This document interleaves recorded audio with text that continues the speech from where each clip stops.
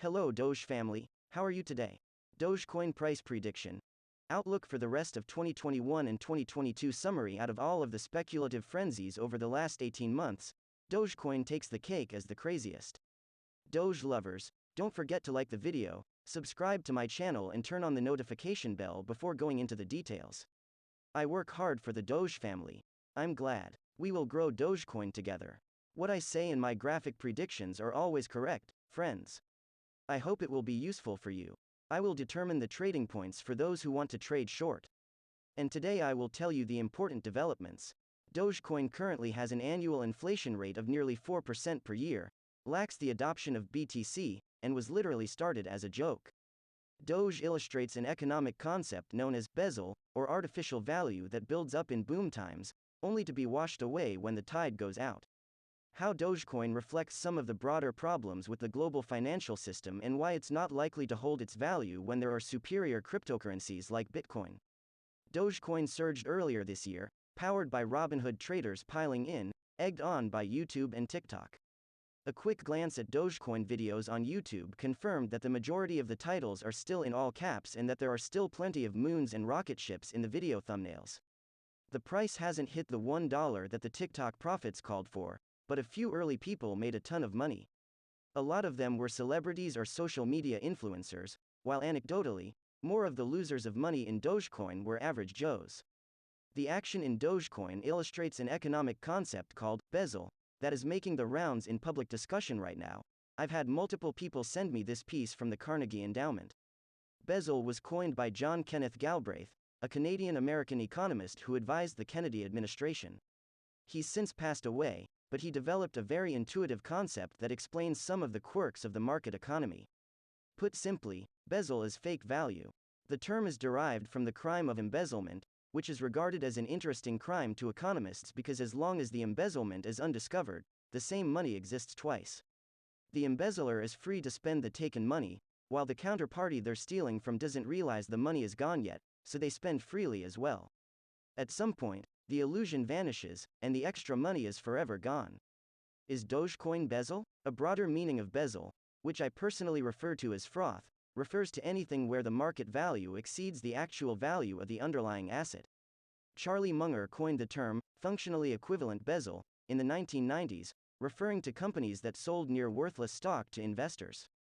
For example, AMC Entertainment loses billions every year and has no plausible prospects to reverse this. After the meme stock surge, the company has recently issued billions in stock to offset this, pocketing cold, hard cash. The problem is that it's widely known, and disclosed in AMC's secondary offering documents, that the stock has no long-term economic value anywhere near its market price, meaning that the money that the company and old set of owners made from selling shares is currently being double counted. The original owners, such as China-based Wanda Group, much of the company's management, and institutional investors sold out for actual cash, while the new retail investor owners don't yet understand that their asset has little to no economic value. Buying an altcoin that your favorite porn star recommends on Twitter? Sounds like bezel to me, not necessarily fraud, but at least meeting Munger's definition of functionally equivalent bezel. There's an interesting question you can ask about asset bubbles, which is to ask where the money goes in a market crash. Sometimes the answer is that people are forced to sell at artificially low prices, but in the case of drawn-out bear markets like 2000 to 2002 and 2007 to 2009, the answer is that the value may have never existed in the first place. Bezel can last for years, sometimes decades in rare cases. British economist John Kay noted that Enron, for example, cooked its books for 10 years and became one of the most valuable companies in the world, and it was only when the economic cycle turned down and when cash in the system got scarce that it was discovered that they weren't for real. To this point, Bernie Madoff and his investors spent money for decades on the assumption that their wealth was increasing, but it was all a lie. Millions of Americans received stimulus checks in 2021, and a lot of it went into Robinhood, and specifically into crypto. Dogecoin 2021-2022 Outlook. Why I don't see value. Dogecoin has too much inflation. 5 billion Doge are issued each year, against a supply that is now approximately 130 billion. This is roughly a 3.9% rate of inflation, and it was designed this way. The argument is that inflation is good because it lets more people buy, but it's a ridiculous argument since it's an intentional wealth transfer to miners. Many of the miners are just going to sell their Dogecoin on the open market and trade it for real assets.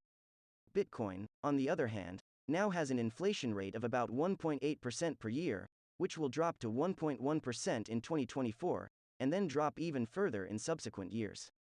Proponents note that Dogecoin inflation will slow down with time since only 5 billion coins, yes, billion, are mined each year, but I question what the value of a currency like Doge is with high inflation, competing cryptocurrencies with more professional developer communities, and the speculative boom fading.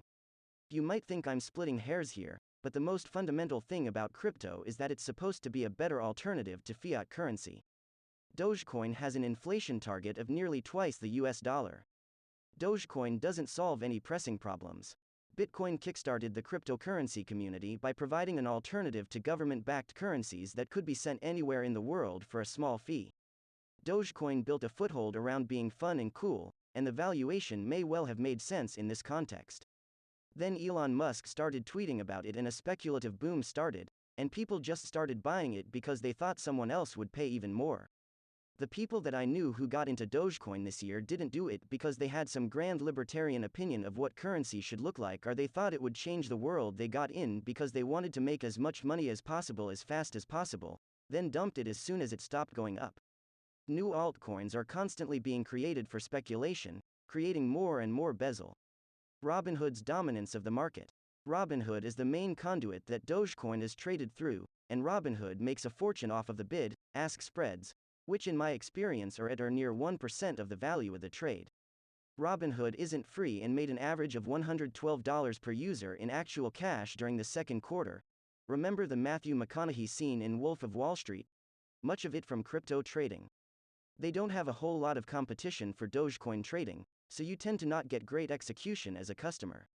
Another issue that may or may not be Robinhood related is the severe concentration of Dogecoin into the hands of a small number of holders. Lack of infrastructure. Bitcoin has institutional infrastructure which allows for cheaper transactions, competitive market making, and short selling via futures. These all make the market more efficient. Dogecoin lacks this, and no one is going to go out of their way to build it. The end of fiscal stimulus. Personal incomes rose in 2021 with unprecedented government stimulus. Part of Dogecoin's appeal is its low price, which is designed to appeal to those without a lot of money to invest. A lot of first-time investors are living above their means from stimulus, speculative profits, or both. These investors will almost withdraw money from their trading accounts as financial conditions tighten in the coming months and years, disproportionately hitting speculative stocks and altcoins. In particular, I believe the student loan pause ending in January is likely to put pressure on Dogecoin since the demographics of Dogecoin, Robinhood investors and student loan holders are so similar. I will keep you informed of developments as soon as possible. We've come to the end of the video, guys. I hope you understand what I want to say. Express your thoughts by commenting. Don't forget to like the video and subscribe to my channel. See you in the next video.